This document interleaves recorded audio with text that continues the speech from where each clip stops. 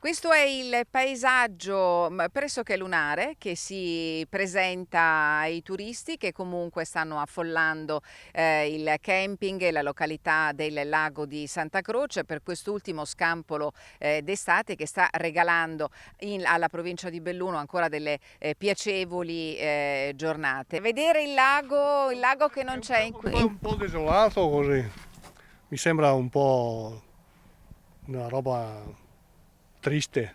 La situazione del livello dei laghi bellunesi è questa e da tempo è oggetto di discussione. Siamo solo alla metà di settembre e la stagione turistica è stata bruscamente interrotta dalla laminazione. Un obbligo in capo ai gestori dei principali bacini idroelettrici che devono abbassare i livelli di invaso per moderare le piene, mitigare gli effetti negativi sul territorio e garantire la sicurezza delle comunità.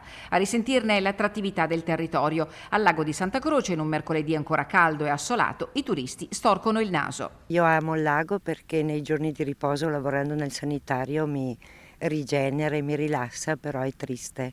In questo periodo è veramente triste. Non è possibile una cosa del genere, perché anche quelli che vengono qua a fare con il kitesurf, là, con la vela, insomma...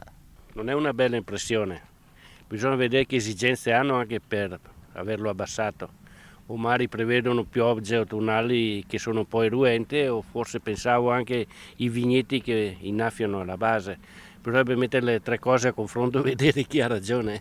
Siamo venuti qui perché doveva essere un posto bellissimo e ci siamo un po' sconvolti dal fatto che in effetti il livello dell'acqua è molto molto basso e quindi rovina un po' l'esperienza del paesaggio.